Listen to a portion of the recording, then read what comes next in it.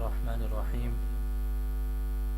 الحمد لله بنعمته تتم الصالحات، والصلاة والسلام على أشرف الأنبياء محمد وعلى آله وصحبه ومن والاه. أما بعد، فأعوذ بالله من الشيطان الرجيم. بسم الله الرحمن الرحيم.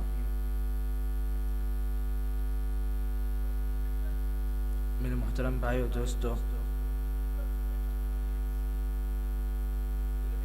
اللہ سبحانہ و تعالی قرآن میں فرماتے ہیں وَأَنزَلْنَا إِلَيْكَ الذِّكْرَ لِتُبَيِّنَ لِلنَّاسِ لَعَلَّهُمْ وَلَعَلَّهُمْ يَتَفَكَّرُونَ۔ الحمدللہ ہمارے اس ادارے کے لیے بہت خوشی کا موقع ہے کہ ابھی یہ چوتھا سال ہے جس سے بچے درس نظامی سے فارغ ہو رہے ہیں۔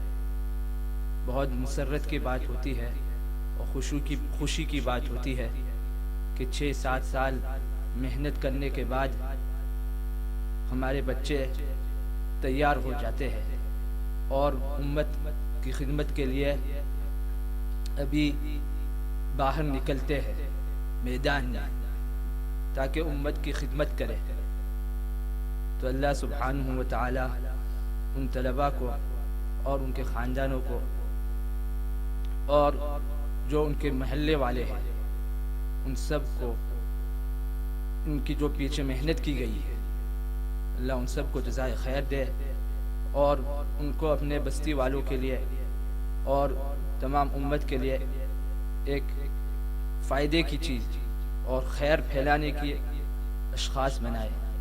ہم مفتی احمد صاحب کو دعوت دیتے ہیں کہ قرآن کی تلاوت فرمائیں۔ قرآن کی تلاوت آ کر تشریف فرمائیں۔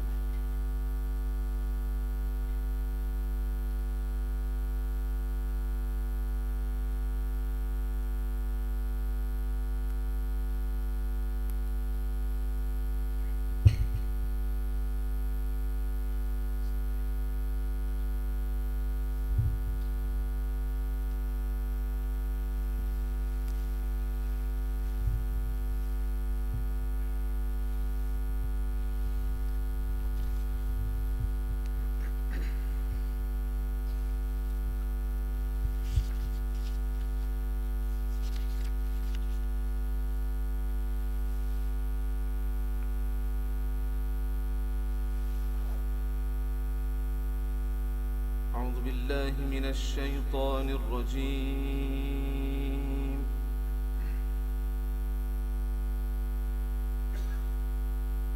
بسم الله الرحمن الرحيم.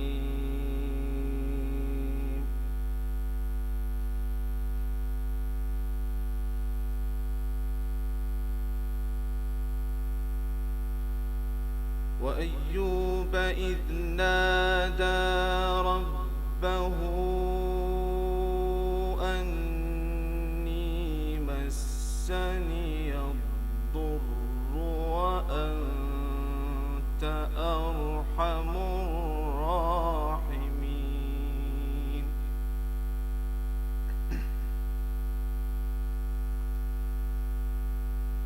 فاستجبنا له فكشفنا ما به من ضر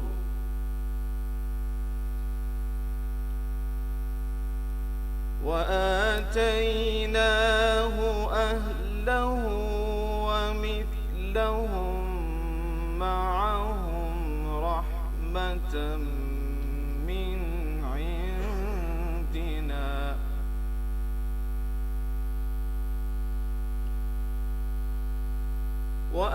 وآتيناه أهله ومثلهم معهم رحمة من عندنا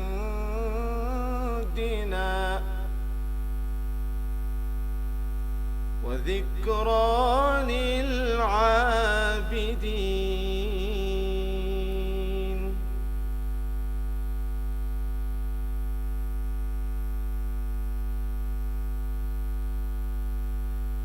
بسم الله الرحمن الرحيم. وأيوب إذ نادى ربه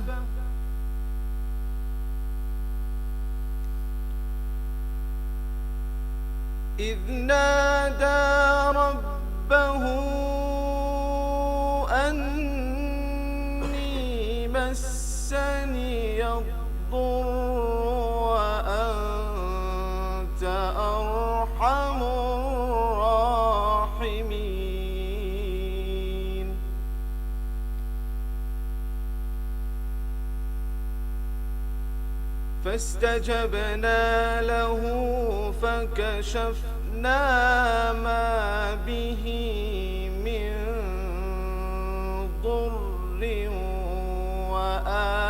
وآتيناه أهله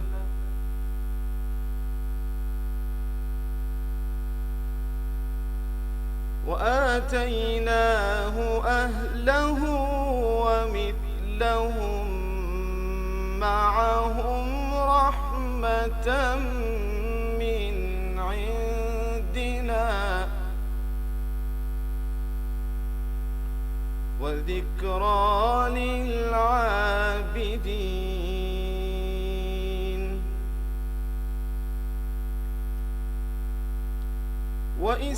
وإسماعيل وإدريس وذا الكفل كل من الصابرين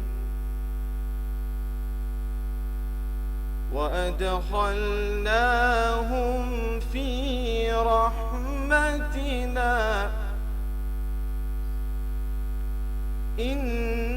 إنهم من الصالحين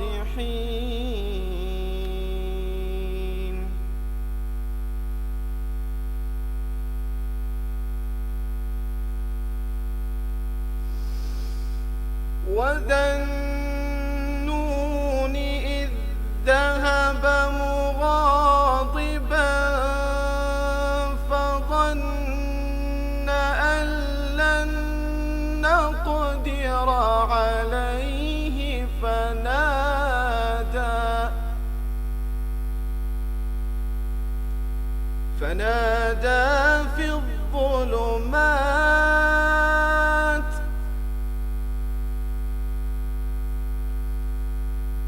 فنادى في الظلمات أن لا إله إلا أنت سبحانك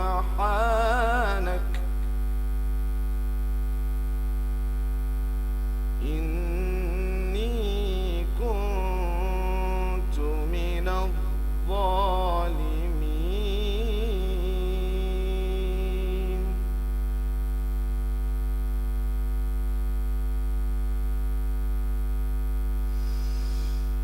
فنادى في الظلمات أن لا إله إلا أنت سبحانك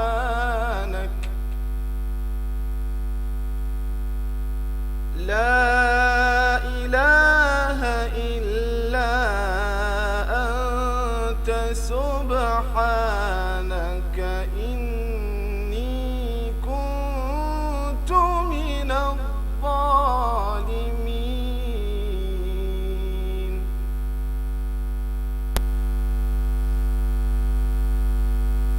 فاستجبنا له ونجيناه من الغم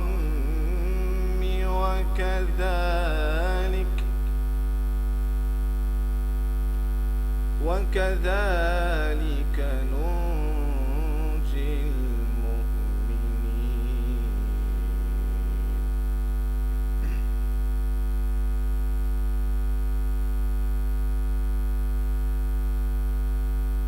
وزكريا إذ نادى ربه رب لا تذرني فردا وأنت خير الوارثين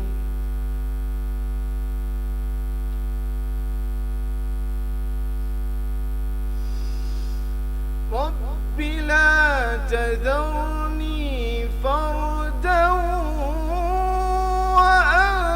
وأنت خير الوارثين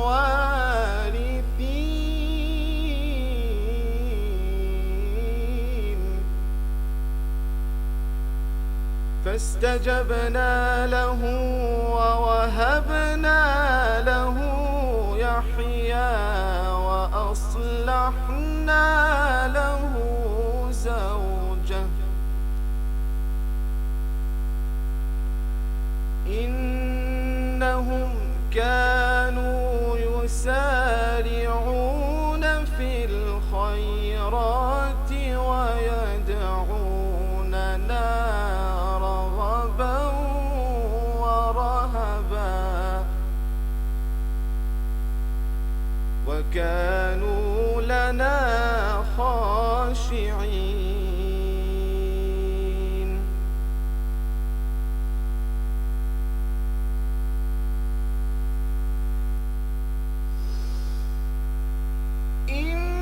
إنهم كانوا يسارعون في الخيرات ويدعوننا رغبا ورهبا وكانوا لنا خاشعين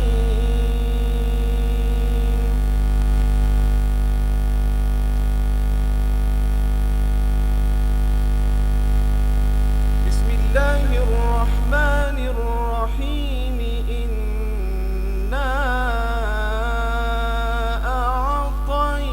أعطيناك الكوثر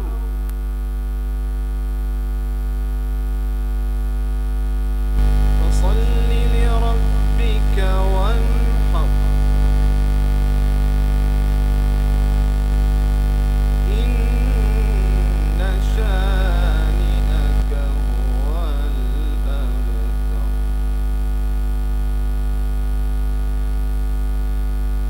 بسم الله الرحمن الرحيم إنا أعطيناك الكوثر فصل لربك وانحر إن شانئك هو الأبتر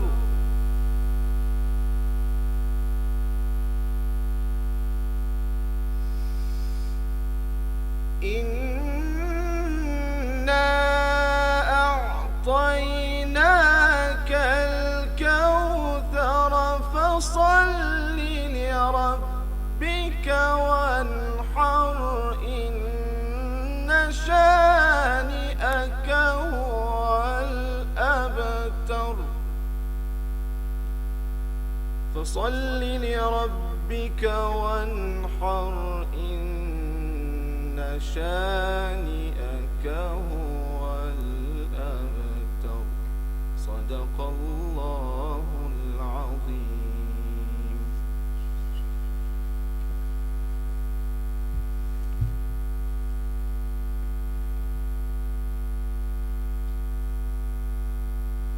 الحمدللہ ہم مفتی صاحب کو شکریہ ادا فرماتے ہیں.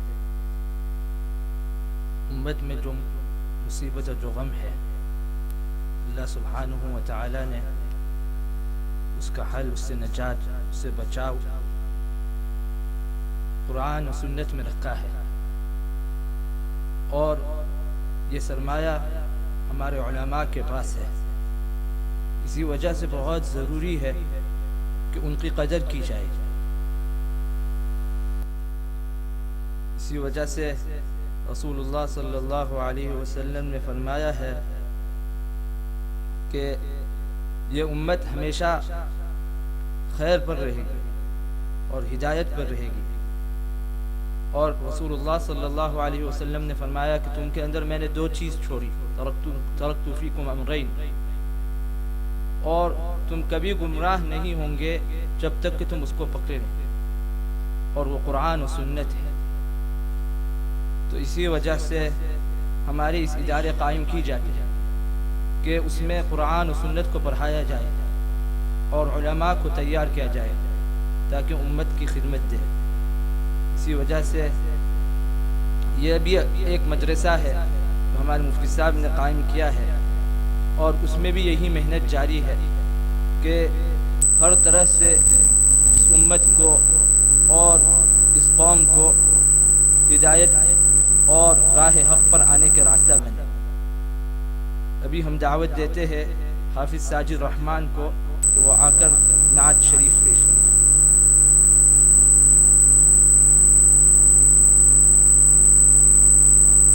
حافظ عمر مطالعہ کو تربیہ اکیڈمی کی تعریف کے لیے بلاتے ہیں۔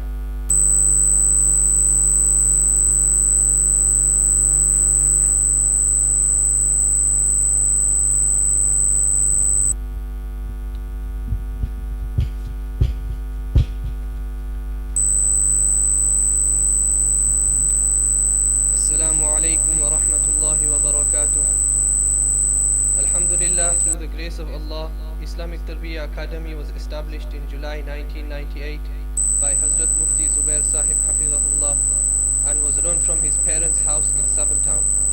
In the year 2002, the Academy moved to West Town and started functioning from here. Alhamdulillah, the Academy has many different activities that take place here daily. Besides the daily 5 times Salah and the evening Maktab for the children, the Academy also runs full-time Alim and Hifz classes. These classes are run with the aim of producing scholars of Islam who are well equipped with skills of promoting Islam according to the current needs of the Ummah.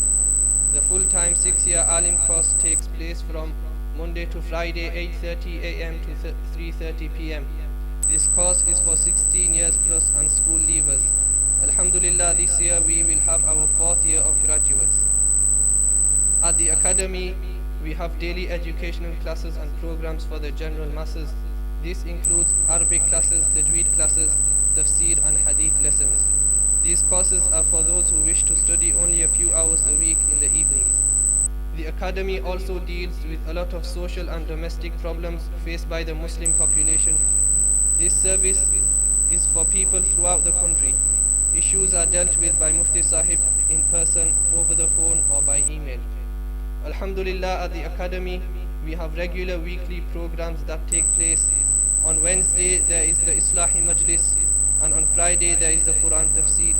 These programs are streamed live online too. We would like to encourage all those who are local to attend and take benefit from these programs. Alhamdulillah, by the grace of Allah, the Academy has its own journal named At-Tarbiyah, which is published and distributed for free throughout the country. The journal is now in its 21st year of publication. The Academy also publishes a series of leaflets under the title of Da'wah wal Irshad. Various books have also been published including topics like drugs, abortion and the veil. The work of issuing fatwa also takes place, decrees pertaining to religious matters and answering queries relating to Masail rulings of Deen. The Academy also has an Islamic library. The library is open for the general public daily and has books in English, Arabic, Urdu and other foreign languages. On the weekends we have Taekwondo classes. These classes have over 100 students. The martial arts classes have now been running very successfully for 15 years and has produced students who have represented Great Britain at international events. The Academy also offers a 2-hour first aid course, where a qualified first aid instructor provides a 2-hour course on basic first aid. We also offer drugs prevention and rehabilitation. Advice and programs are run for those who have drug abuse problems. We also offer tuition for new Muslims. Programs and classes are run for new Muslims. Alhamdulillah, so far 16 people have accepted Islam at the Academy. There is also a annual Ruhani spiritual program. This is a gathering that instills the importance of spiritual upliftment and reformation.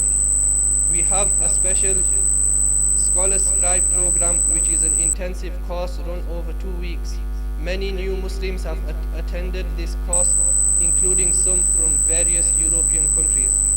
For more details of all the activities at the Academy, you may visit the Academy website at www.islamictarbiyah.com.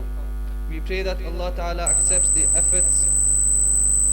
Academy and that Allah Ta'ala accepts the efforts and sacrifice of the founder Mufti Zubair Sahib Hafidahullah asatidha, volunteers and contributors. Ameen.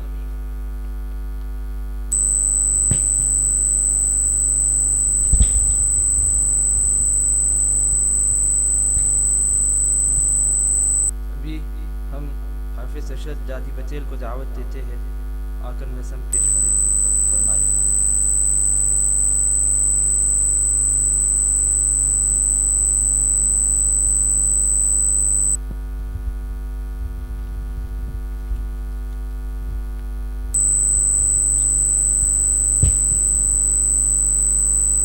تیرے ماتھے پہ پگڑیاں چمکتی رہے، تیری برسوں کی محنتیں گلابیں کھلے، تیرے چہرے کا رونق سلامت رہے، تیرا ایمان رگوں میں ہمیشہ بہے. مبارک مبارک مبارک مبارک مبارک مبارک مبارک مبارک مبارک ہو تم کو یہ ختم بخاری، یہ ہماری تربیہ کا فیضان جاری، یہ دل کی تمنا یہ احسان ہے یارو کہ قول النبی ہے فضاؤں میں ساری. علوم نبوت دلوں کی جلا ہے، پری آپ پر ذمہ داری ہے باری. مبارک مبارک مبارک مبارک مبارک مبارک مبارک مبارک. مشائخ کی محنت عجب رنگ لائی، جو فارغ ہوئے جاگ اٹھی ان کی قسمت. والدین نے رو رو کر دن رات اللہ سے دعا جو مانگی، رنگ لائی ہے آج ان کی دعائیں. مبارک مبارک مبارک مبارک مبارک مبارک مبارک مبارک ہو پیش نظر علم و اصلاح باطن ہے، تبلیغ و دعوت کی بھی ذمہ داری. خوشی بھی یہی ہے، مزہ بھی یہی ہے کہ گلشن کی ہر دم کرو آب یاری. مبارک ہو تربیہ تجھ کو یہ ختم بخاری، یہ ہے فیض روا شاہ اختر کا، اس کو حاصل دعائے فاروق بھی ہے، اس کو شامل توجہ عبدالاول کی ہے. مبارک مبارک مبارک مبارک مبارک مبارک مبارک مبارک. یہ ختم بخاری کا جلسہ سنو، اس کی برکت مشائخ میں مشہور ہے، اس کی زینت ہے تربیہ میں ارباب علم و عمل، ان میں اعلیٰ سے اعلیٰ ہے شیخ زمن۔ مبارک مبارک مبارک مبارک مبارک مبارک مبارک مبارک۔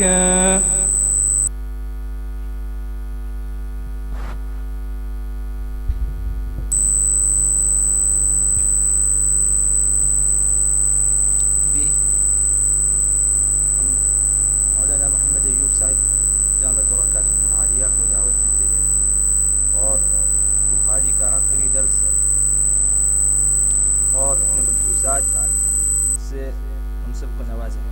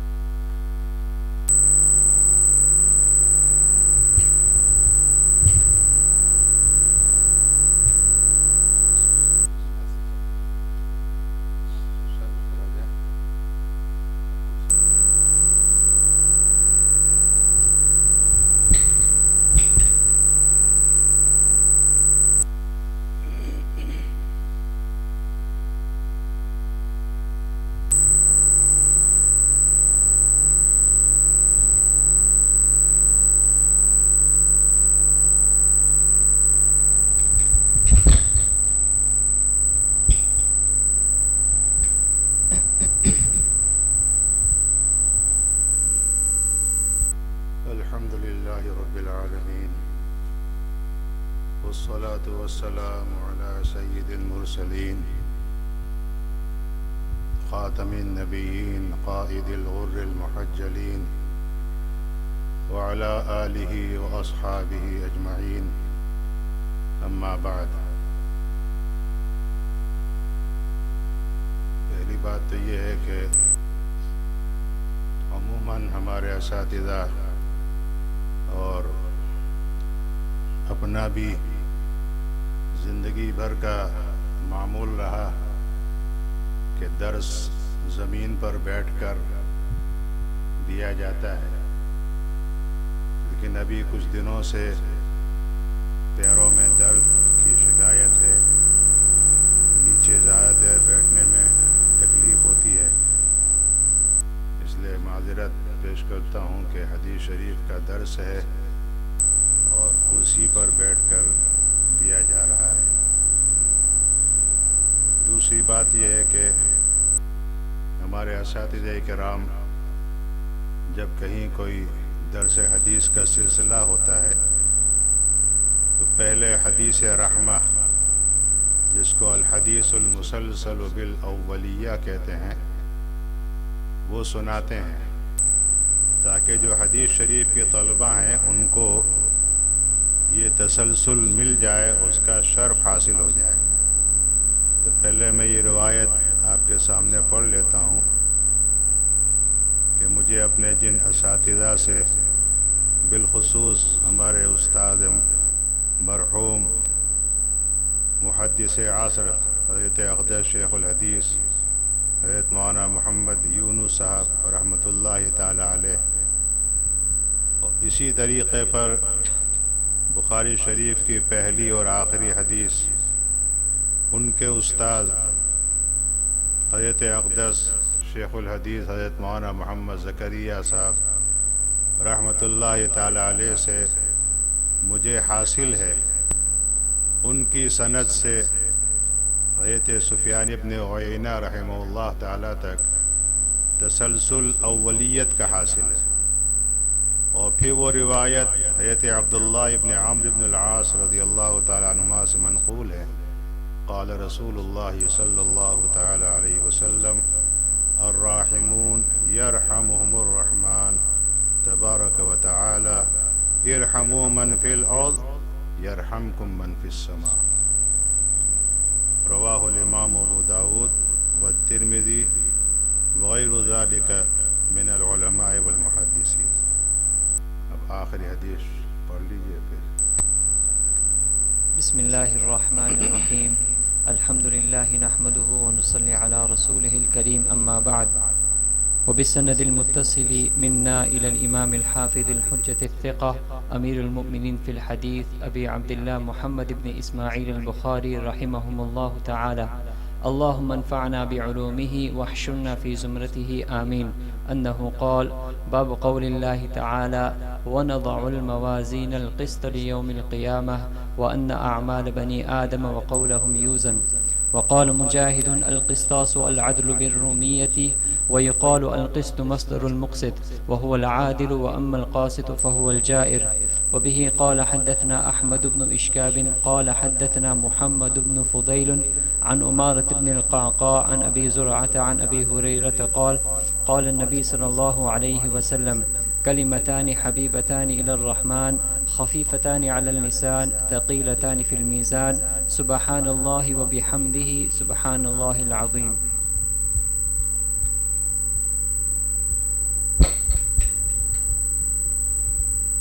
آپ سب حضرات کو معلوم ہے کہ یہ کتاب بخاری شریف ہے۔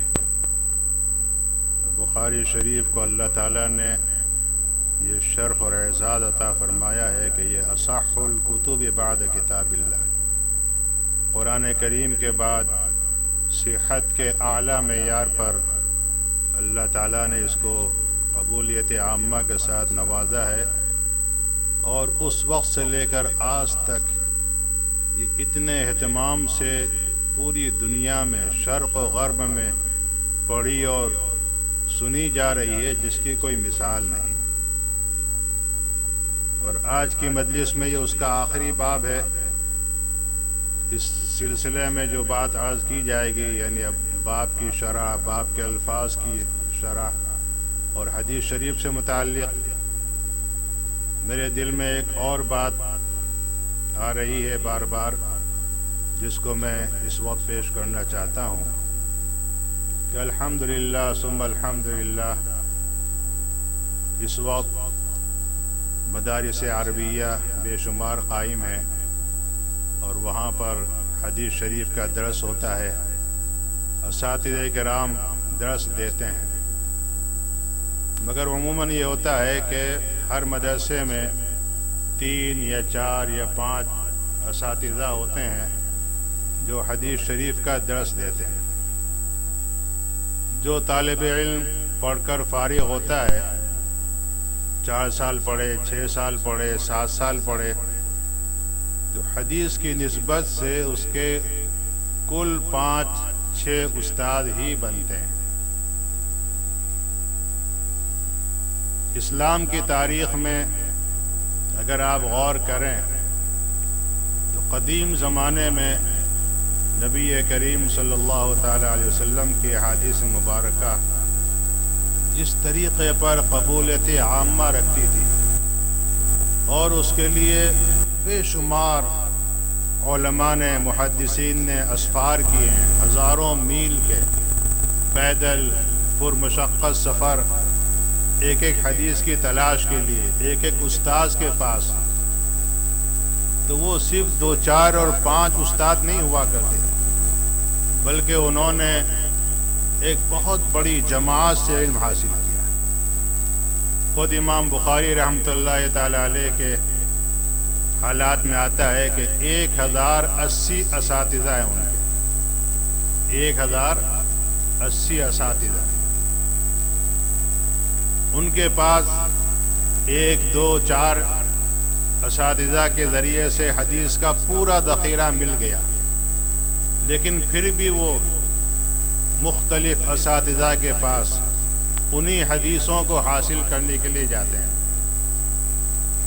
حدیث موجود ہے، لیکن پتہ چل گیا کہ فلاں علاقے میں، فلاں ملک میں فلاں محدث ہیں، وہ یہ حدیث پڑھاتے ہیں، ان کے پاس مستقل سفر کر رہے ہیں اور سفر کر کے ان سے حدیث کی اجازت لے رہے ہیں یا پوری کتاب پڑھ رہے ہیں،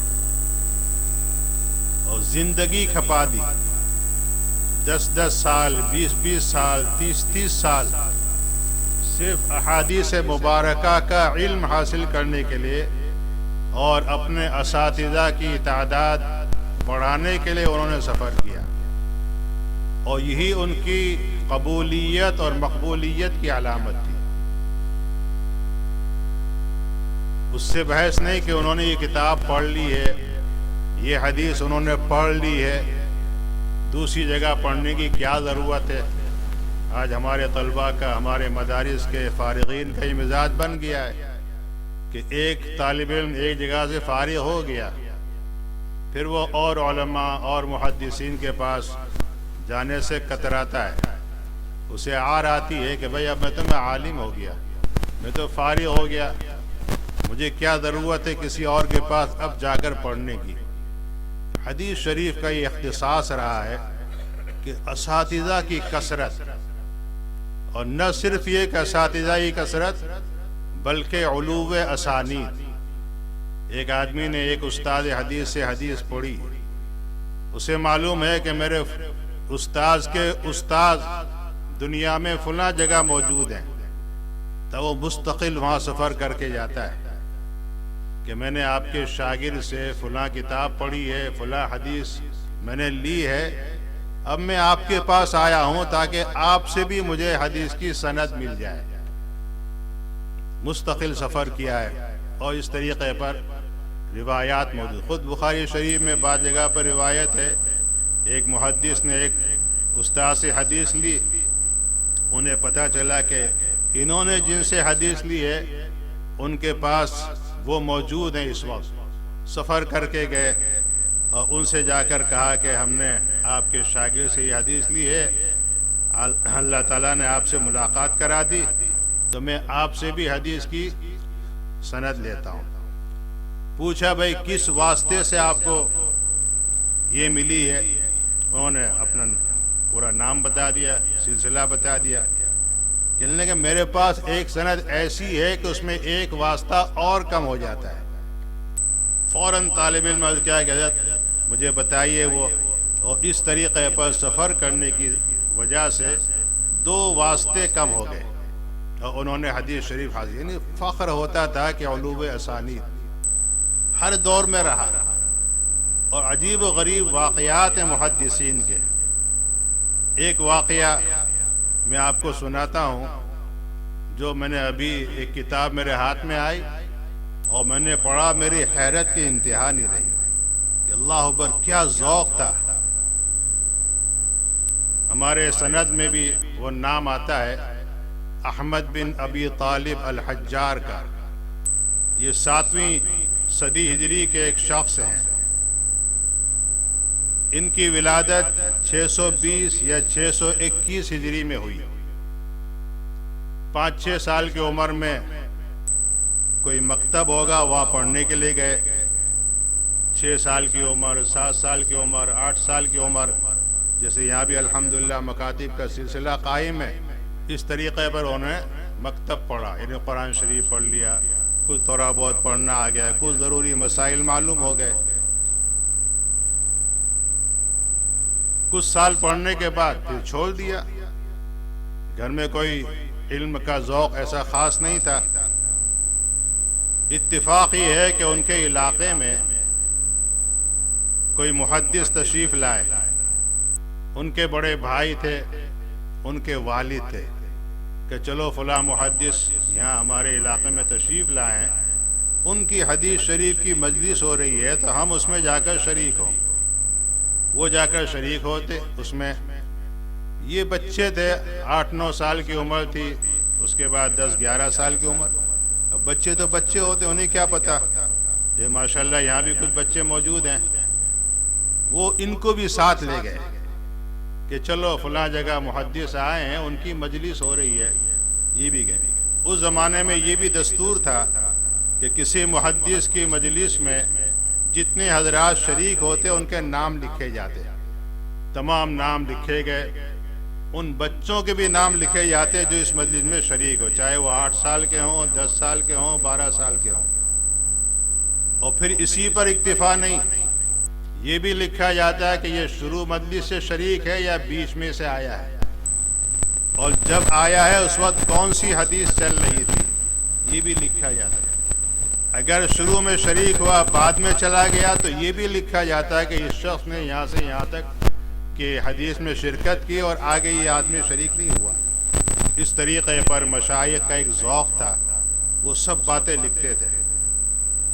بال یہ ہو گیا واقعہ 10-12 سال جب بڑے ہوئے تو بھائی کچھ کام کرو، تو درزی کا کام سیکھا اور کپڑے سینے لگے.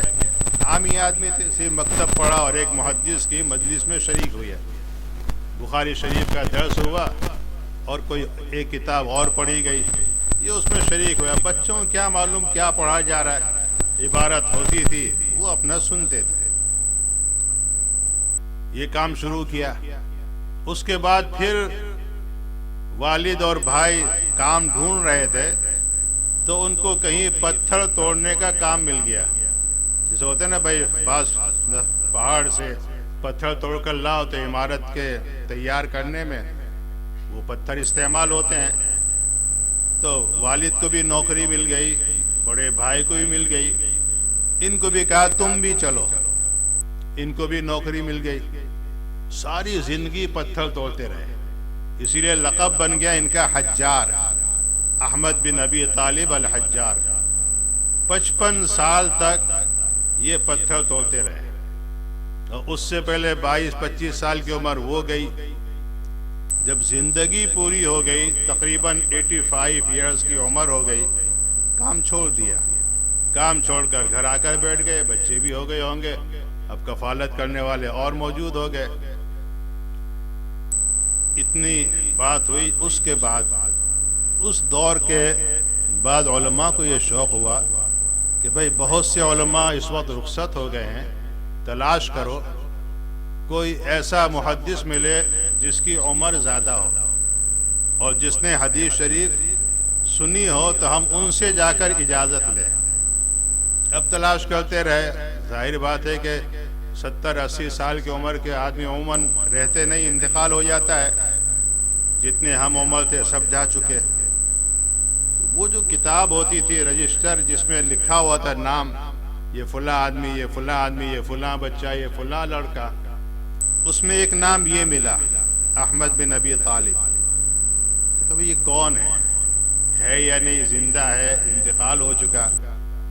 تلاش کیا گیا کس علاقے کا رہنے والا ہے، تو معلوم ہوا کہ یہ شخص زندہ ہے، احمد بن ابی طالب. اس کے پاس گئے، پوری تحقیق کی، بھائی آپ کا نام احمد ہے؟ کہاں احمد نام میرا. والد کا نام، کس شہر کے رہنے والے، کس علاقے کے رہنے والے، آپ نے کیا پڑھا بچپن کے اندر؟ تو کہا میں نے مکتب پڑھا ہے، قرآن شریف تھوڑا بہت پڑھنا آیا، اس کے بعد آگے کچھ بھی نہیں. کہنے لگے آپ کبھی کسی محدث کی مجلس میں گئے ہیں؟ کہنے لگے ہاں، کان شیئن ورا، کبھی کسی مجلس میں شریک ہوا تھا، وہ ایک زمانہ ہو گیا، وہ دور ختم ہو گیا، اب کہاں مجھے اس کا کوئی علم ہے. کہنے لگے آپ گئے تو تھے نا، کیا آپ کو علم ہے؟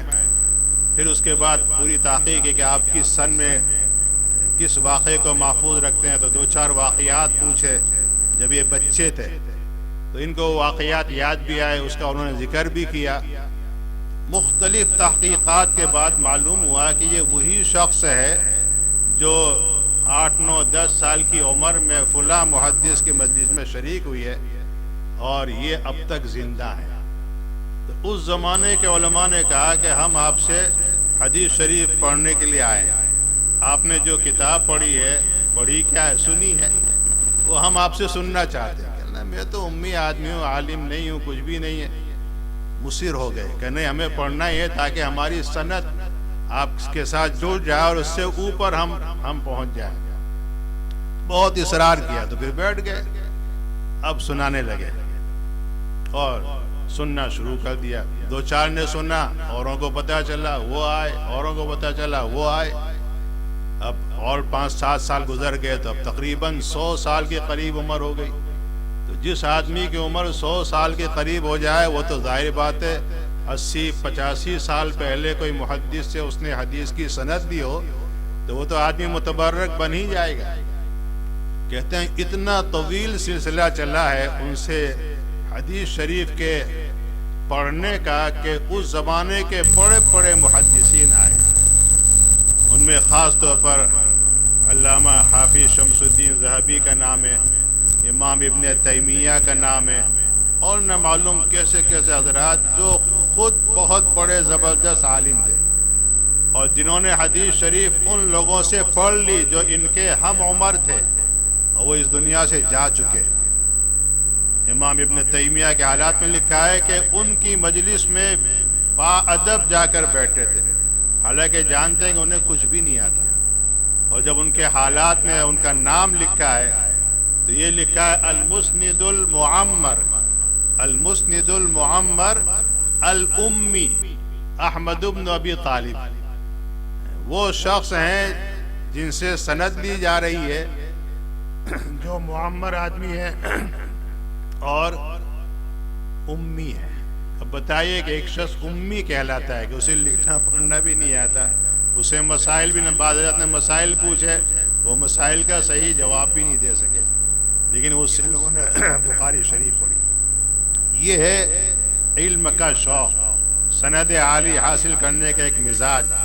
حتیٰ کہ پھر جب پتہ چلا کہ وہ اتنے عمر کے آدمی ہیں تو اس زمانے کے بادشاہ اور پھر وزراء انہوں نے بھی جا کر پھر حدیث شریف لی. یہ بھی لکھا ہے ان کے حالات میں کہ جب وہ کام کر رہے تھے, جاب نوکری جس کو کرنا کہتے ہیں, تب ان کو 45 درہم ملتے تھے. تو بیت المال سے حدیث شریف پڑھنے کی برکت سے ان کا وظیفہ جاری ہو گیا, 30 درہم ملنے لگے. اب یہ تو مفتی میں تھے, کام تو کرنا ہی نہیں تھا. اور پھر جو بادشاہ اور وزراء اور یہ سب حضرات آئے وہ جو تحائف دینا شروع کیے تو تقریباً آخر عمر تک 1 لاکھ درہم کے مالک بن گئے. یہ ہے حدیث شریف کی برکت. اور فرمایا کہ چونکہ پوری زندگی پر مشقت کام کیا تھا اس لیے ان کے انتقال تک ان کی صحت برقرار رہی. 110 سال کی عمر ہوئی اور آخری دن انتقال سے بھی 2 گھنٹے پہلے حدیث شریف کی مجلس ہوئی. اور لکھا ہے کہ آخری 20 سال میں ان کے پاس 60 مرتبہ بخاری شریف پڑھی گئی. 20 سال میں 60 مرتبہ. اندازہ لگائیے کیسا شوق تھا علم کا.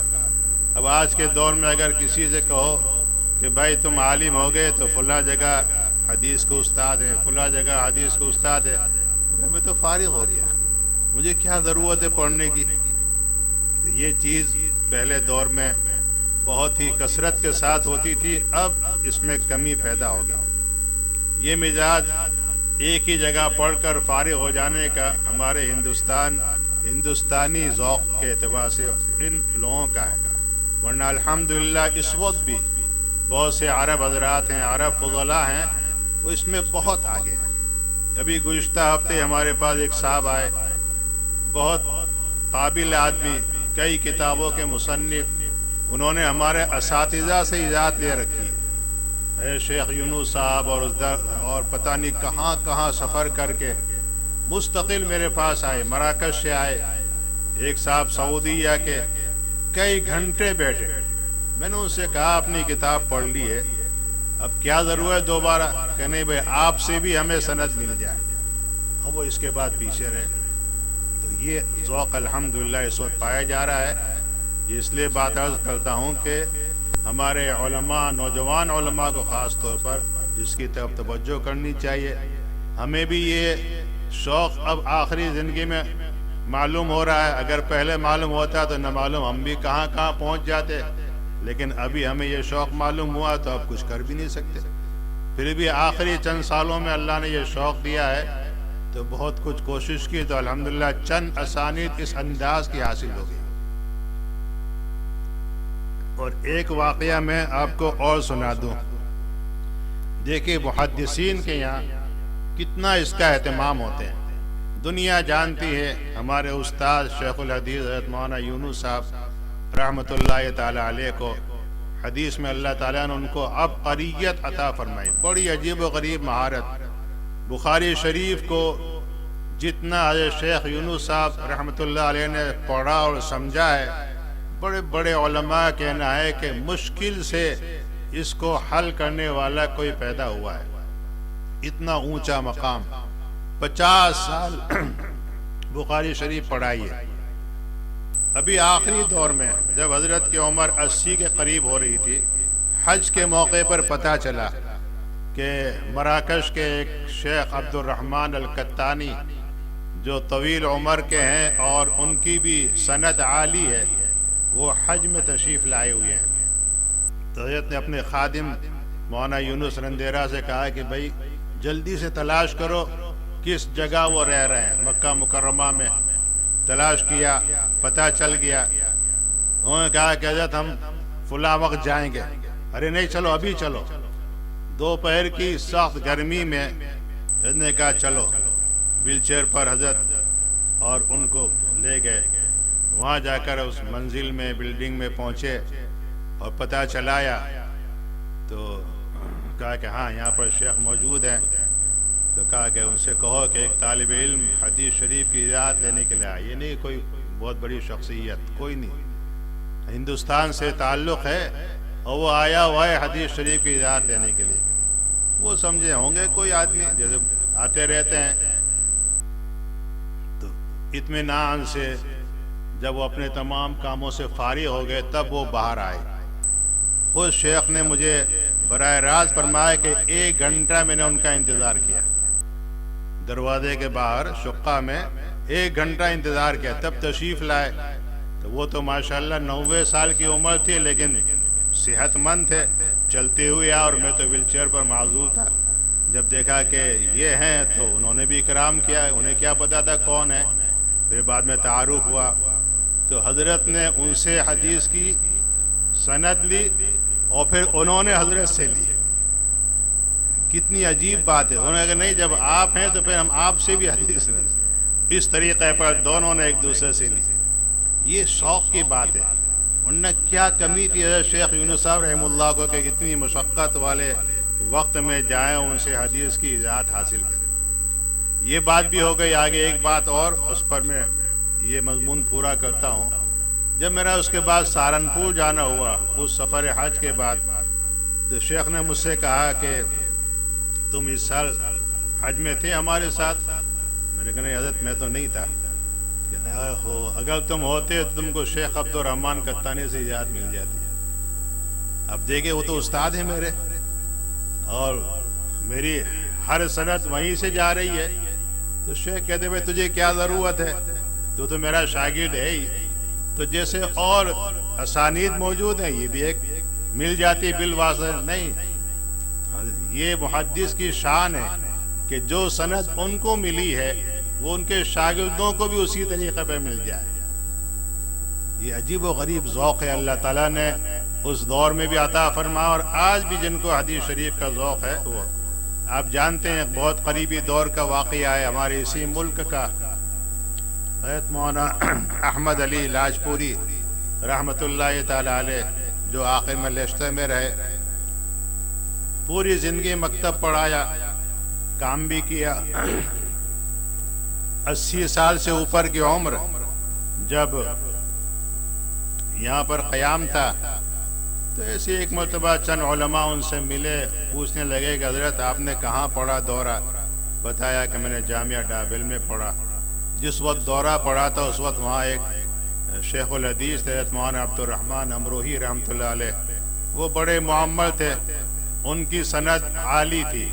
انہوں نے حضرت مولانا محمد قاسم نانوتوی رحمۃ اللہ علیہ سے بھی کچھ احادیث پڑھی ہیں. جب یہ پتہ چلا تو وہ نوجوان علماء کہنے لگے پھر تو آپ کی سند عالی، ہم آپ سے کچھ حاصل کریں گے. اور یہ جو سلسلہ پھر چلا ہے تو بڑے بڑے عرب کے فضلاء لیشتر آتے تھے اور ان کے پاس حدیث شریف کی اجازت لیتے تھے سند عالی کو حاصل کرنے. حتیٰ کہ مستقل مسجد فلاح لیشتر میں ان کے لیے ختم بخاری کا سلسلہ رکھا گیا اور کتنے ملکوں کے طلباء نوجوان علماء اس میں شریک ہوئے. اور اس طریقے پر ایک مقرہ کہتے ہیں، اس کو مقرہ بھی کہتے ہیں، اس کا وہ سلسلہ ہوا. اور پھر اللہ تعالیٰ نے اسی کی نسبت سے ان کو ایک موقع پر عمرہ بھی کرایا. عرب حضرات نے دعوت دی کہ آپ عمرے میں آئیں. ایک مرتبہ کویت کی دعوت دی. یہ عربوں کا ذوق ہے. اللہ یہ ذوق ہمارے علماء کو بھی عطا فرما دے. ہمارے نوجوان علماء وہ اس کی طرف حرص کریں، اس کی رغبت کریں. یہ 2 4 5 اساتذہ پر محدود نہیں. جب میں فلاح دارین میں ابھی چند سالوں پر گیا اور میں نے اس مضمون کو بیان کیا تو ماشاءاللہ کچھ طلباء کو شوق پیدا ہوا. وہ مجھ سے بھی آگے بڑھ گئے. جے پور میں ایک پرانے عالم تھے، 105 سال کی عمر میں انتقال ہوا، مفتی حکیم احمد حسن جے پوری رحمۃ اللہ علیہ. ان کی سند عالی ہے.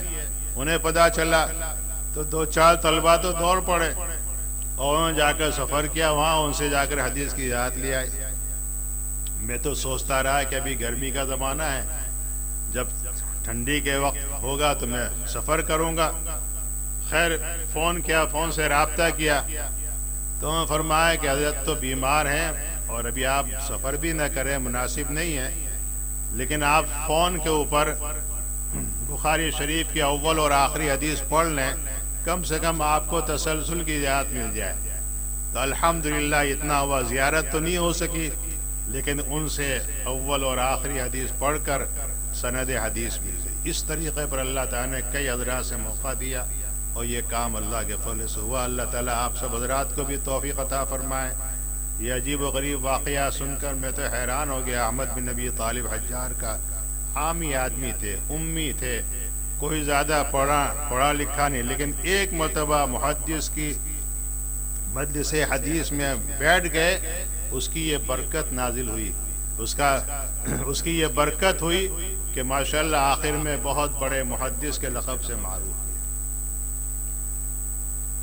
اب یہ باب جو آخری ہے وہ پڑھا گیا ہے، آپ سب حضرات جانتے اور ماشاءاللہ علم سے اور دین سے ذوق رکھنے والے حضرات ہیں. مختلف جگہوں پر بخاری شریف کا ختم ہوتا ہے اور یہ چیزیں آپ سنتے ہی رہتے ہیں. امام بخاری رحمۃ اللہ علیہ نے اپنی اس کتاب کو جامع بنایا. جامع کا مطلب یہ ہوتا ہے کہ جتنے مضامین شریعت مطہرہ کے اور دین کے، ان تمام مضامین سے متعلق حدیثیں اس کے اندر جمع ہیں. اس کی ابتدا ہوئی ہے وحی کے بیان سے. سب سے پہلے یہ ہے کہ اللہ تعالیٰ نے نبی کریم صلی اللہ تعالیٰ علیہ وسلم پر وحی کا سلسلہ شروع فرمایا. غار حرا میں سب سے پہلی وحی نازل ہوئی اقرأ بسم ربک الذی خلق سے. اس وقت آپ صلی اللہ تعالیٰ علیہ وسلم کیسے تھے، کیا کیفیت تھی، اس کا ثبوت ہوا. اس کے بعد کتاب الایمان قائم کیا. ایمان مدار ہے ہر انسان کے لیے نجات کا. اگر ایمان ہے تو آخرت میں نجات ممکن ہے، اور اگر ایمان نہیں تو کچھ بھی نہیں. انسان دنیا میں کتنے ہی اچھے سے اچھے اعمال کرے لیکن ایمان نہیں تو سب غیر معتبر. اولئک حبطت اعمالهم فی الدنیا والآخرہ کا مصداق ہوگا. اس لیے امام بخاری رحمۃ اللہ علیہ نے ایمان کو بیان کیا. ایمان کیسا ہونا چاہیے اور ایمان کے سلسلے میں کس طرح غلط فرقے پیدا ہوئے، ان کے کیا خیالات تھے، ان کے کیا عقائد تھے، ان کو بیان کیا، اس کی تردید کی، اور خالص ایمان کس طرح ہونا چاہیے اس کو بیان کیا. اس کے بعد پھر شریعت کے مسائل، وضو، نماز، روزہ، زکوٰۃ، حج، اور پھر عبادات کے بعد معاملات کا بیان. پھر بہت سے مسائل دین و شریعت کے سب بیان کر کے امام بخاری آخر میں دوبارہ کتاب التوحید شروع کر رہے ہیں. یہ بھی ایک بلاغت ہے اور خوبی ہے مصنف کی کہ جہاں سے ابتدا ہو وہیں پر انتہا بھی ہو جائے. تو شروع میں بھی ایمان اور آخر میں بھی ایمانیات کا بیان ہے. اور اس میں اس کی طرف بھی اشارہ ہے کہ دیکھیں ایمان ہر انسان کے لیے زندگی کے تمام حصوں میں ضروری ہے. جیسے ابتدا میں ایمان لانا ضروری ہے، اس ایمان کا بقا بھی ضروری ہے. حتیٰ کہ جب اس دنیا سے رخصت ہونے کا وقت آئے تب بھی اس کا ایمان، اس کی توحید کامل اور مکمل ہونی چاہیے. کہیں ایسا نہ ہو کہ شیطان ادھر ادھر ورغلا دے، بہکا دے. اور جیسے آج کل بہت سے باطل فرقے طرح طرح کے پیدا ہو رہے ہیں. کبھی انسان کی ابتدا تو اچھی ہوتی ہے لیکن انتہا پھر بگڑتی چلی جاتی ہے. امام بخاری فرمانے کہ بھائی ابتدا بھی اچھی رہے اور انتہا بھی اچھی ہو. تو کتاب التوحید پر امام بخاری رحمۃ اللہ علیہ اپنی کتاب کو ختم کر رہے ہیں، اور اس کی یہ آخری چیز ہے جو اب آ رہی ہے. باب قول اللہ تعالی وَنَضَعُ الْمَوَازِينَ الْقِسْطَ لِيَوْمِ الْقِيَامَةِ. اللہ فرماتے ہیں ہم قیامت کے دن میزان عدل قائم کریں گے. انسان دنیا میں جو کچھ بھی عمل کرتا ہے، امام بخاری فرماتے ہیں ان تمام اعمال کا وزن ہوگا. اچھے عمل کیے اچھا وزن ہوگا، پلڑا نیکیوں کا غالب رہے گا، نجات مل جائے گی. اور خدا نہ خواستہ اگر برائیاں رہی تو پھر مسئلہ بہت مشکل ہے. اللہ تعالیٰ حفاظت فرمائے. تو اس بات کو بیان کرنے کے لیے یہ بھی ضروری ہے. ہر زمانے میں غلط قسم کے لوگ پیدا ہوتے رہے. کبھی عقل سے سوچتا ہے آدمی کہ یہ ایسا کیسے ہو جائے گا تو مخالفت شروع کر دیتا ہے. ہمارا ایمان جو ہے ایمان بالغیب ہے. بہت سی باتیں ہمیں معلوم ہیں، ہمیں بتائی گئی ہیں. کچھ باتیں وہ ہیں جس کو ہم نہیں جانتے. ایمان بالغیب اسی کا نام ہے. اللہ تعالیٰ فرماتے ہیں الذین یؤمنون بما انزل الیک وما انزل من قبل. اور اسی طریقے پر الذین یؤمنون بالغیب، ایمان بالغیب اصل ہے. اللہ تعالیٰ نے اپنے نبی کریم صلی اللہ تعالیٰ علیہ وسلم کے ذریعے جو خبریں دی ہیں ہمارا ان پر ایمان ہے. ہم چاہے اس کو ہماری سمجھ میں آئے یا نہ آئے، ہم پورا یقین رکھتے ہیں یہی چیز ہے.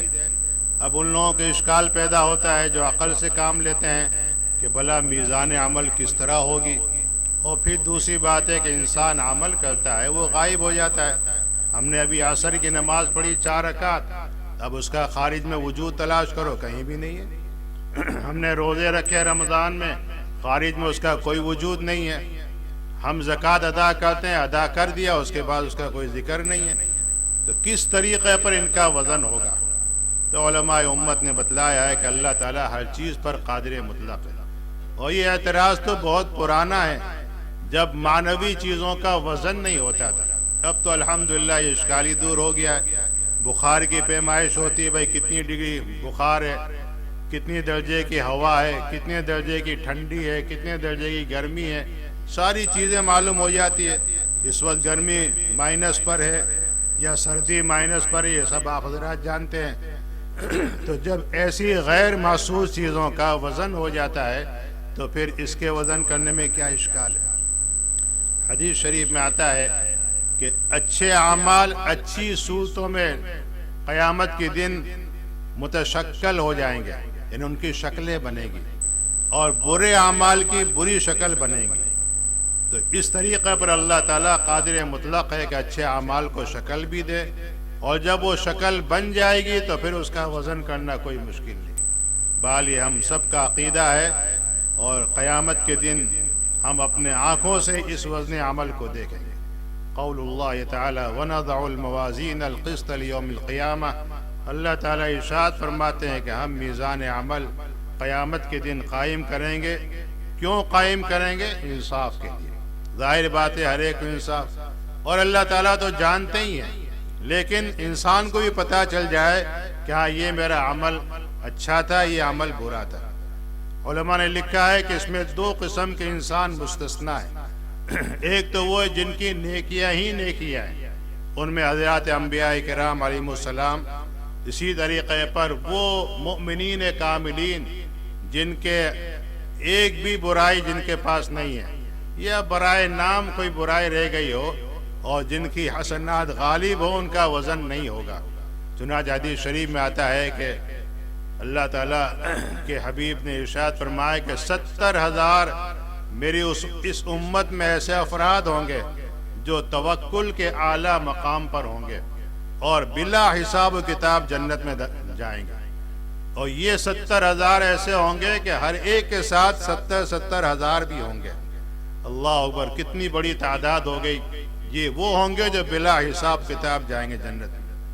اور اسی طریقے پر نمبر 2 وہ کفار مشرکین جنہوں نے دنیا میں کوئی نیکی نہ کی ہوگی، کفر ہی کفر ہے اور بلا کسی نیکی کے اس دنیا سے گئے، ان کا بھی کوئی حساب و کتاب نہیں ہوگا، وہ بلا حساب و کتاب کے جہنم میں داخل کرے۔ جو ہے ہی نہیں تو پھر کیا کریں گے؟ حساب تو اس کا ہوگا جس کے دونوں پہلو برابر ہوں، یا تھوڑا یہ ہو تھوڑا وہ ہے۔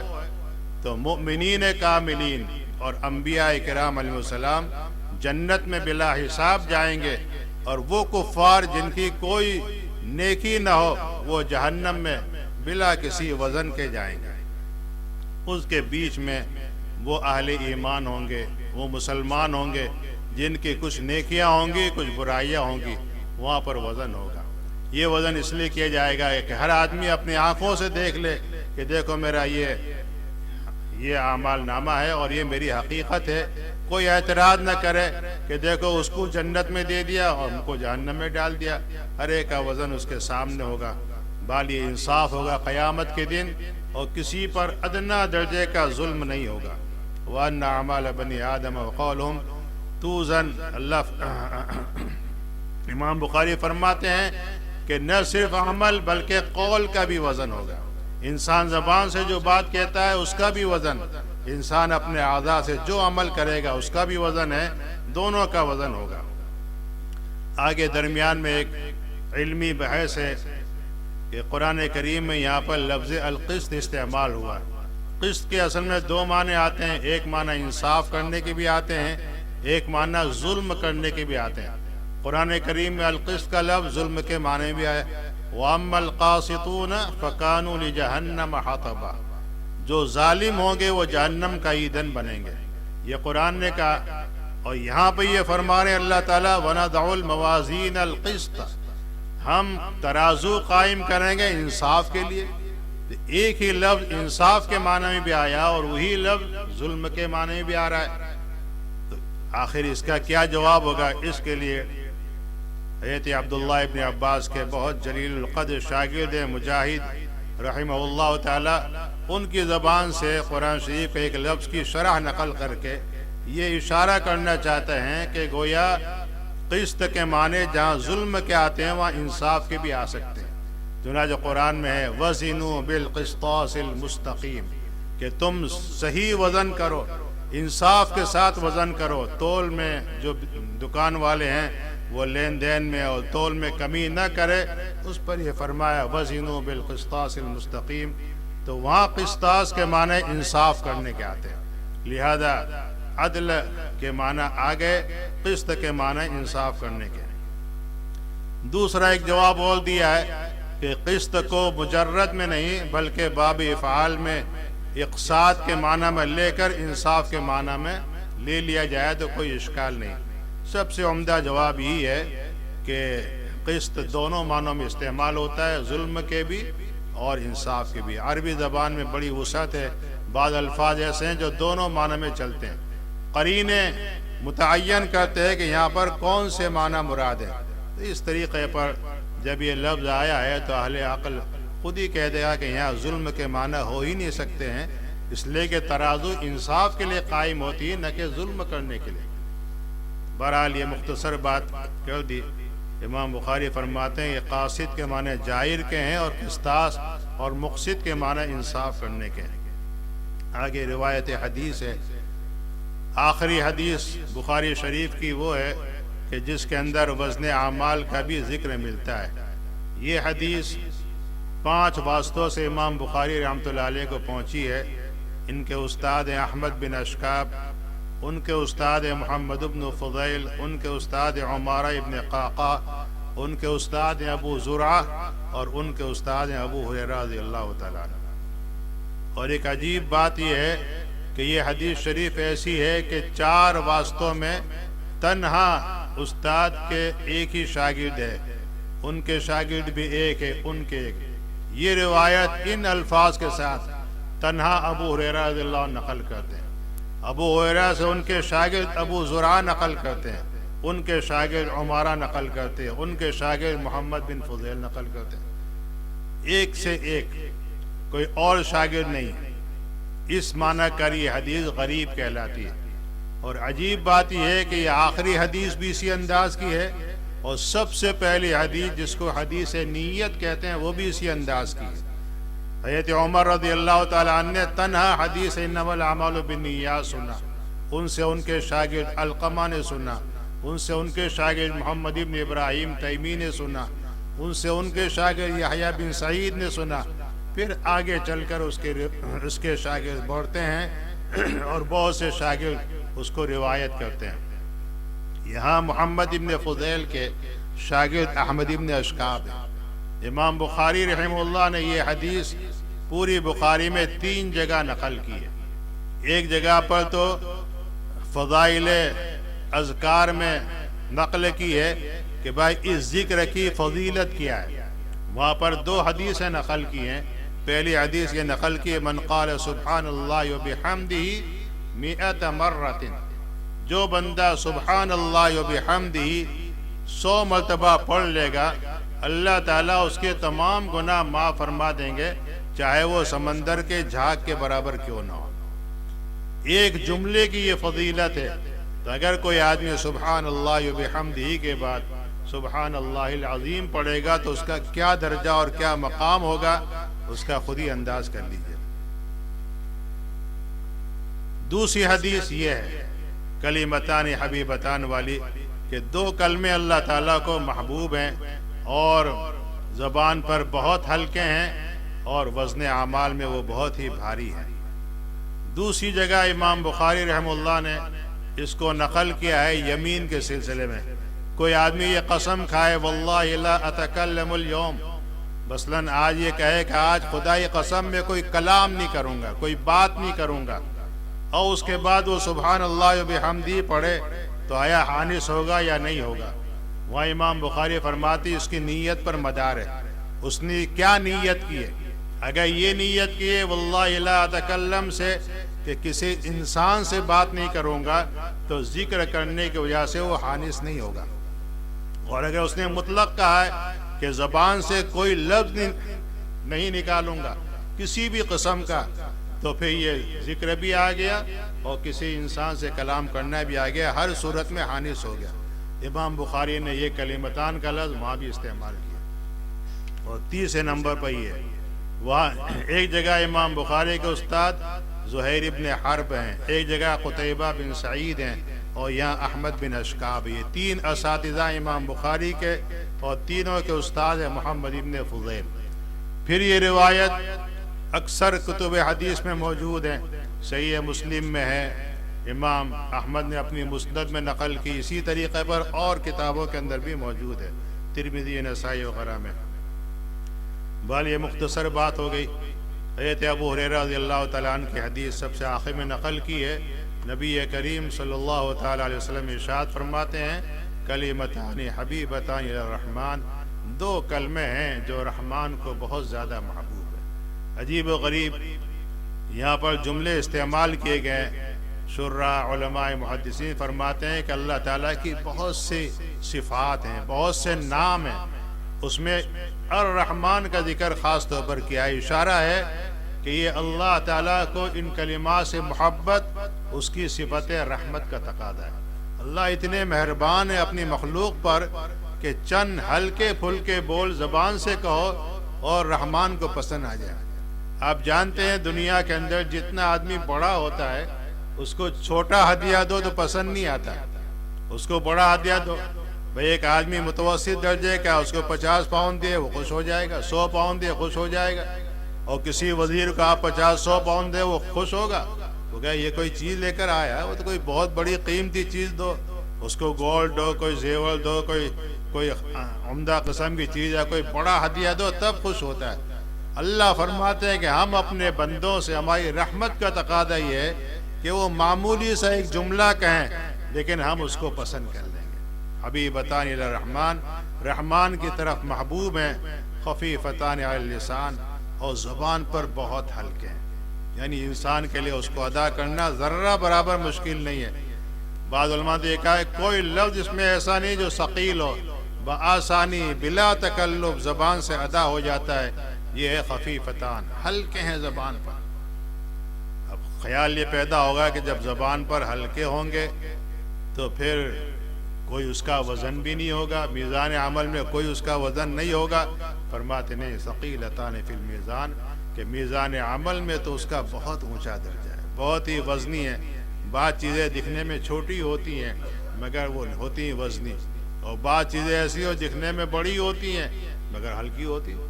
آپ روئی کا ایک تکیہ رکھ دیجئے، کسی ترازو کے اندر وزن کیجئے تو چند سو گرام بنے گا، اور کوئی لوہے کی چیز آپ رکھ دیجئے وزن میں تو آپ کو وہ اور وزنی معلوم ہوگی۔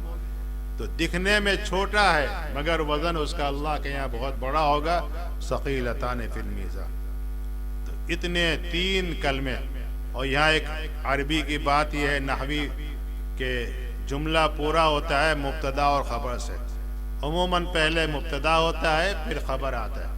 یہ 5 جملے ہیں، ان 5 جملوں میں پہلے 3 جملے خبر ہیں اور آخری 2 جملے مبتدا ہیں۔ اور قاعدہ یہ ہے کہ جب اس طرح الٹا سیدھا کر دیا جاتا ہے، سیدھے کو الٹا، تو پھر اس سے تاکید کے معنی پیدا ہوتے ہیں، حصر کے معنی پیدا ہوتے ہیں۔ تو اب اشارہ کر دیا کہ یہ 2 کلمے رحمان کو بے انتہا محبوب ہیں، زبان پر بے انتہا ہلکے ہیں، میزان عمل میں بہت بھاری ہیں۔ وہ کیا ہے؟ سبحان اللہ و بحمدہ، سبحان اللہ العظیم، سبحان اللہ و بحمدہ، سبحان اللہ العظیم۔ علماء فرماتے ہیں کہ یہ کلمات اپنے اندر توحید کامل کو لیے ہوئے ہیں۔ توحید کا خلاصہ یہ ہے کہ اللہ تعالیٰ کے لیے تمام صفات کا اثبات کیا جائے اور اللہ تعالیٰ کو تمام نقائص سے، برائیوں سے، عیوب سے پاک رکھا جائے۔ سبحان اللہ کے معنی ہے اللہ تعالیٰ ہر عیب سے پاک ہے، اور وبحمدہ کے معنی ہے اللہ تعالیٰ تمام خوبیوں کے جامع ہے۔ تو جو بندہ سبحان اللہ وبحمدہ کہتا ہے تو گویا کلمہ لا الہ الا اللہ کا مفہوم ادا کر رہا ہے اس جملے کے اندر، اور اللہ تعالیٰ کی تعریف کر رہا ہے، توحید کا اقرار کر رہا ہے۔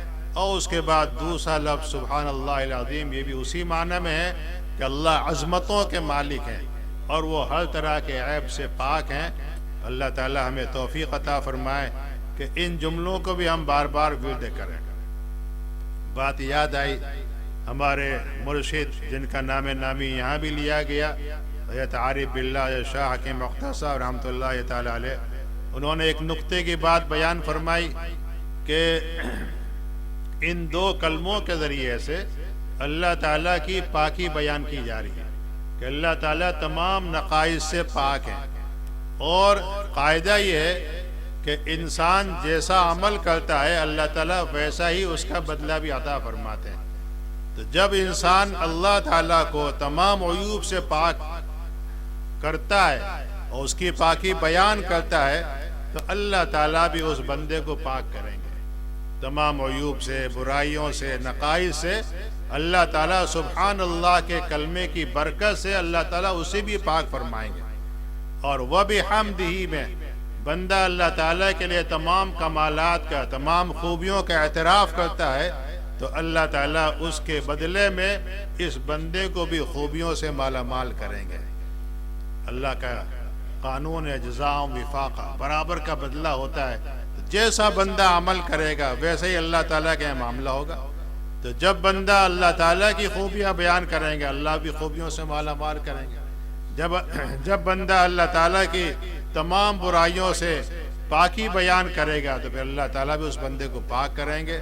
ہم بھی سبحان اللہ وبحمدہ پڑھ رہے ہیں اور دعا کر رہے ہیں کہ اللہ تعالیٰ ہمیں بھی تمام برائیوں سے پاک کرے، اخلاق رذیلہ سے اللہ تعالیٰ ہمیں پاک فرمائے، اور اللہ تعالیٰ صفات حمیدہ ہمارے اندر پیدا فرمائے۔ سبحان اللہ وبحمدہ، سبحان اللہ العظیم۔ علماء نے لکھا ہے کہ ابتدا اور انتہا میں بڑی مناسبت رکھی امام بخاری رحمۃ اللہ علیہ نے.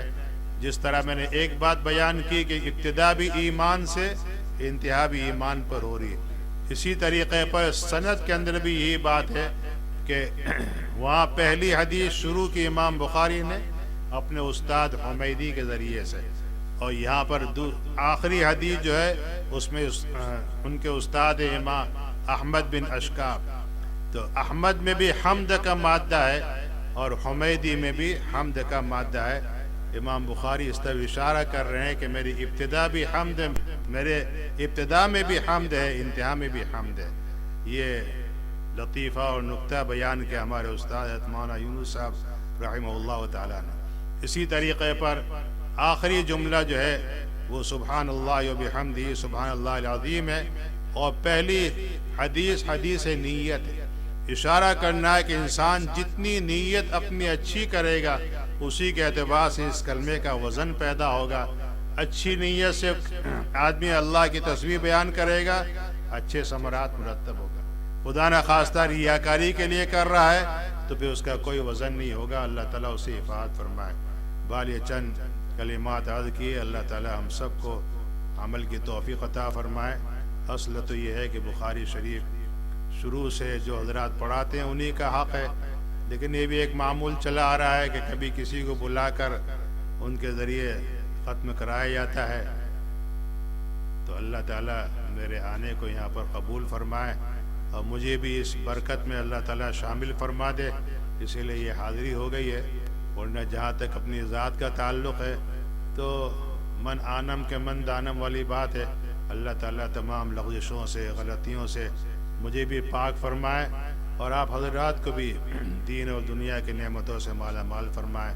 بالخصوص یہ طلبہ جو فارغ ہو رہے ہیں اللہ تعالیٰ انہیں بامراد بنائے، ان کی زندگی کو اللہ تعالیٰ خوشگوار زندگی بنائے. انہوں نے علم پڑھا ہے، اللہ تعالیٰ اس کو قبول فرمائے اور ان کے ذریعے سے اللہ تعالیٰ امت کی خدمت کا کام لے لے. دنیا میں بہت ہی زیادہ ضرورت ہے صحیح معنی میں علماء کی. پیاسی ہے دنیا، اور بظاہر بعض شہروں میں ایسا لگ رہا ہے کہ علماء ہی علماء ہیں، لیکن ذرا یہاں سے ہٹ کر آپ ادھر ادھر ذرا گھومے دیکھیں تو آپ کو محسوس ہوگا کہ علماء کی بہت کمی ہے. دوسرے ملکوں میں چلے جائیں، پڑوسی کے ملک میں اتنے ملک ہیں، آپ کو بعض ملک ایسے لگیں گے شاید ہی کوئی عالم ہو.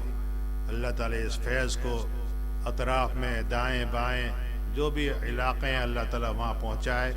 علم جتنا عام ہوگا انشاءاللہ جہالت دور ہوگی، نیکیاں بڑھیں گی، برائیاں دور ہوں گی. اللہ تعالیٰ اس ادارے کو بھی بے پناہ قبول فرمائے. حضرت مفتی زبیر صاحب دامت برکاتہم نے بڑی محنتیں کی ہیں جیسا کہ یہ بتایا ہے، اور بڑی محنت اور بڑی مشکل سے کوئی ادارہ وجود میں آتا ہے. لیکن ایک بات اور بھی عرض کر دوں، ہمارے مرشد شاہ باؤ الحق صاحب رحمۃ اللہ علیہ فرماتے ہیں کہ بھائی ادارہ آہستہ آہستہ ترقی کرے وہی اچھا ہے، کہ اس میں کسی کی نظر نہیں لگتی. اگر ایک دم سے ترقی کر جائے تو لوگ پھر بری نظر سے دیکھنے لگتے ہیں. جب لوگوں کو معلوم ہو جائے بھائی یہ تو مقروض ہے ادارہ، ابھی تو اس کے اتنے پیسے باقی ہیں، ابھی تو یہ دیوار بننی باقی ہے، یہ کمرہ بننا باقی ہے، تو پھر بجائے نظر لگنے کے اور حسد کرنے کے دل میں کچھ خیرخواہی کا جذبہ پیدا ہوگا کہ بھائی یہ تو واقعی ادارہ قابل نصرت ہے، قابل رحم ہے، ان کا تعاون کرنا چاہیے. تو کم سے کم دعا تو مل جائے گی.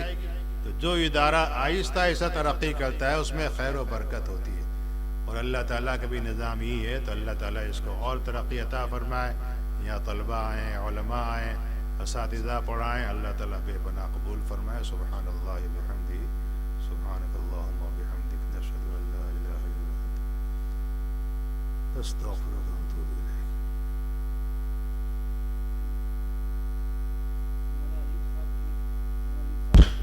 ادا کرتے ہیں کہ وہ یہاں ہمیشہ جب دعوت ملتی ہے تشریف لاتے ہیں. انشاءاللہ ابھی تذکار فضیلت ہوگی.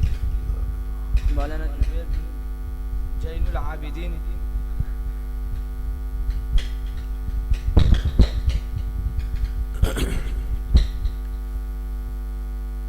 درود شریف پڑھ لیجیے. اللہم صلی علی سیدنا و نبینا و مولانا محمد وعلی آل سیدنا و نبینا مولانا محمد وبارک وسلم. لك الحمد كما ينبغي لجلال وجهك وعظيم سلطانك. اللهم أنت السلام ومنك السلام تبارك يا ذا الجلال والإكرام. اللهم صل على سيدنا محمد وعلى آل سيدنا محمد وبارك وسلم. ربنا آتنا في الدنيا حسنة وفي الآخرة حسنة وقنا عذاب النار وادخلنا الجنة مع الأبرار يا عزيز يا غفار يا كريم يا ستار. اللهم احفظنا من كل بلاء الدنيا وعذاب القبر وعذاب الآخرة. اللهم ثبتنا على الإيمان وأمتنا على الإيمان واحشرنا يوم القيامة مع المتقين والأبرار. اللهم إنا نسألك إيمانا كاملا وعلما نافعا وعملا صالحا ورزقا واسعا طيبا وشفاء من كل داء وراحة قبل الموت وراحة بعد الموت. اے اللہ ہم سب کے گناہوں کو معاف فرما. اے اللہ ہم گنہگار ہیں. اے اللہ ٹوٹی پھوٹی اس خدمت میں لگے ہوئے ہیں، اپنے کرم سے قبول فرما. زندگی بھر کے گناہوں کو معاف فرما. اے اللہ بہت سے احباب اس مجلس میں جمع ہیں، وہ سب حسن نیت کے ساتھ آئے ہیں. اے اللہ دعا کی امید، دعا کی قبولیت کی امید پر آئے ہیں. سب کی دعائیں قبول فرما، سب کی دلی مرادیں پوری فرما. جو بیمار ان کو شفاء کامل عطا فرما. جو پریشان حال ان کی پریشانیوں دور فرما. جو مقروض ان کے قرض ادا فرما. اے اللہ حاضرین میں جس کی جو بھی مراد ہو، اور اللہ جو جہاں بھی بیٹھ کر سن رہا ہو اس بات کو، اے اللہ اس کے دل میں جو بھی مرادیں ہیں سب پوری فرما. ہمارے تمام آبا و اجداد کو، ہمارے تمام رشتہ داروں کو جس دنیا سے جا چکے ہیں سب کی بال بال مغفرت فرما، سب کے درجات بلند فرما. ہم سب کو بھی اپنے اپنے وقت پر حسن خاتمہ کی دولت سے مالا مال فرما. اے اللہ زندگی کو بامراد بنا. اے اللہ نیک اعمال کی توفیق عطا فرما. اے اللہ برائیوں سے، برے اعمال سے ہم سب کی حفاظت فرما. اے اللہ اس ادارے کی ترقی کے اسباب پیدا فرما. جو کام ہو رہا ہے قبولیت سے مالا مال فرما. جو طلبہ پڑھ رہے ہیں، جو اساتذہ پڑھا رہے ہیں، ان سب کے پڑھنے پڑھانے کو اللہ بے پناہ قبول فرما. اور اللہ دین کے کام جہاں بھی جس شکل میں ہو رہے ہوں، مدارس ہوں، خانقاہیں ہوں، مراکز دینیہ ہوں، جماعتیں ہوں، اللہ سب کو قبول فرما. اخلاص عطا فرما، للہیت عطا فرما. شیر و شکر رہ کر دین کے تمام کاموں کرنے کی توفیق عطا فرما. اے اللہ جو دعائیں مانگی وہ بھی قبول فرما. جو نہ مانگ سکے ہم سب کے حق میں بہتر اپنے کرم سے اللہ پوری فرما. پورے عالم میں امن و امان قائم فرما. اور تمام مسلمانوں کی جہاں کہیں بھی ہو پوری حفاظت فرما. ربنا تقبل منا انك انت السميع العليم وتب علينا انك انت التواب الرحيم. وصلى الله وسلم